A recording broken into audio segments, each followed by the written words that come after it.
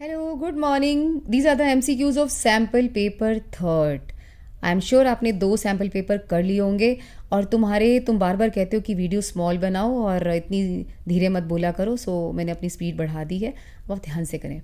Hydroboration oxidation of 4 methyl octane would give. पहली बात, hydroboration oxidation से एंटी मार्कोनिकोव रूल फॉलो होता है। आप पहले इसकी स्ट्रक्चर बना लीजिए। देखो, स्ट्रक्चर इज गिवन, राइट। इसमें आपने डाला, मतलब जो भी है आपने बेसिकली तो वाटर ही डालना है ना। OH यहाँ आएगा, H यहाँ आएगा। ढूंढ लो ऑप्शन में कि OH होना चाहिए 1 पे और H यहाँ पे।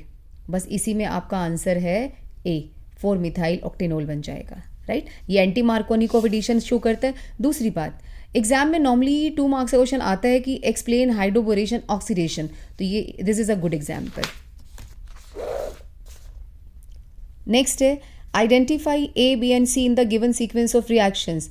एल्कीन है, ब्रोमीन डालेंगे, एक ब्रोमीन इसको मिलेगा, एक ब्रोमीन इसको मिलेगा। आपको पता है ब्रोमीन का ऑरेंज रेड कलर होता है। जैसे आप इसको एल्कीन या एल्काइन में डालते हैं, ऑरेंज रेड कलर जो है कलरलेस में कन्वर्ट हो जाता है।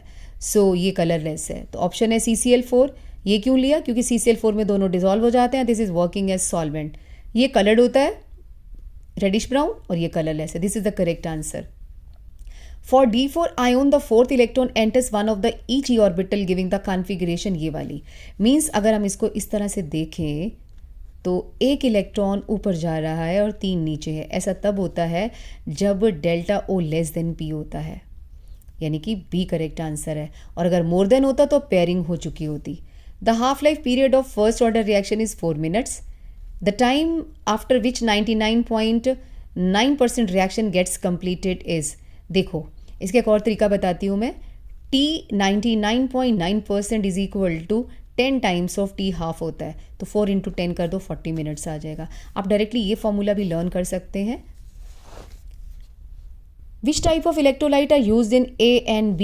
ये देखो, ये स्ट्रॉन्ग इलेक्ट्रोलाइट है। हम क्लास में ऐसे करते हैं, रियली तो बहुत कम बढ़ती है इसकी। ये स्ट्रॉन्ग इलेक्ट्रोलाइट है, ये वीक है, तो A वाला वीक है, B वाला स्ट्रॉन्ग है। A is the correct answer. For the hypothetical, हाँ ये भी बता दूँ, एग्जाम में नॉर्मली क्वेश्चन आता है कि इसकी ग्राफ ऐसा क्यों और इसका ऐसा क्यों है। In case of strong electrolyte with dilution, molar conductivity increases because the mobility of ions increases.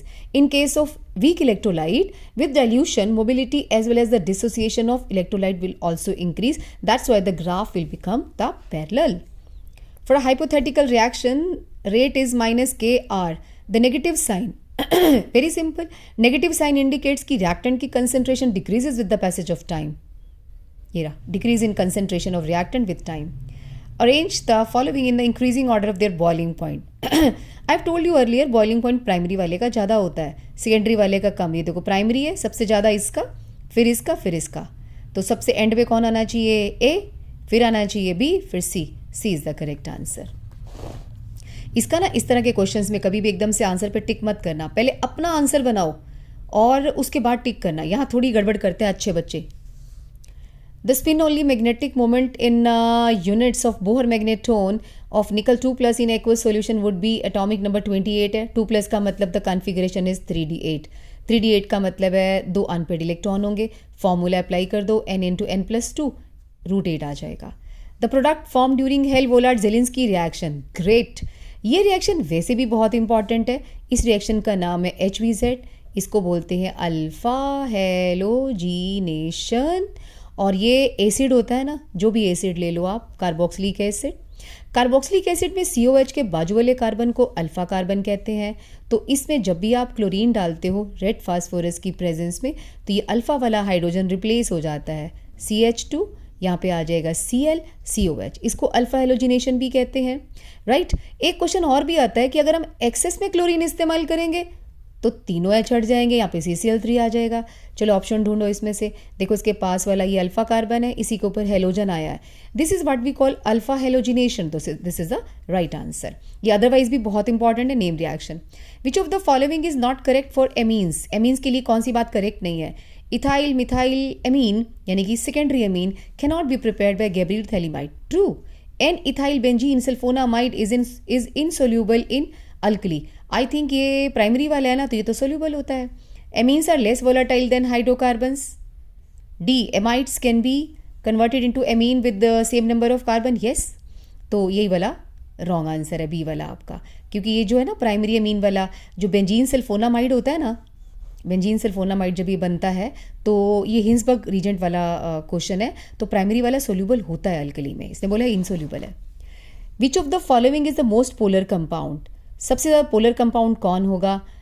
Ketone से ज़्यादा एल्डिहाइड्स होते हैं, फॉर्मेल्डिहाइड, प्रोपेनल, ये दोनों एल्डिहाइड हैं, तो दोनों में से ज़्यादा पोलर कौन होगा? ये, क्योंकि प्रोपेनल में क्या होता है, पीछे से प्लस आई इफेक्ट आ रहा है मिथाइल ग्रुप का, जिससे कि उसकी पोलैरिटी कम हो जाएगी, तो सबसे ज़्यादा पोलर आपका फॉर्मेल्डिहाइड है।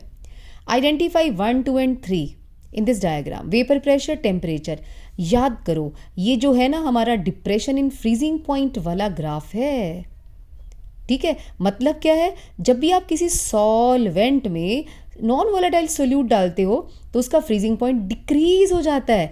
दोनों में से कम कौन सा है? ये वाला। तो ये किसका कर्व होगा? सॉल्यूशन का। ये होगा सॉल्वेंट का, और ये हमारा फ्रोजन सॉल्वेंट होता है। तो ढूंढो आंसर कौन सा है।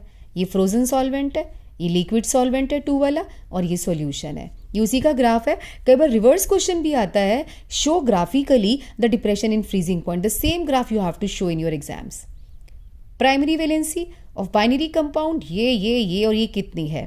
प्राइमरी वैलेंसी का मतलब है कि इसके कितने पॉजिटिव चार्ज है क्रोमियम पे? 3, 2, 2, तो आंसर है 3, 2, 2। ये डी आंसर है आपका।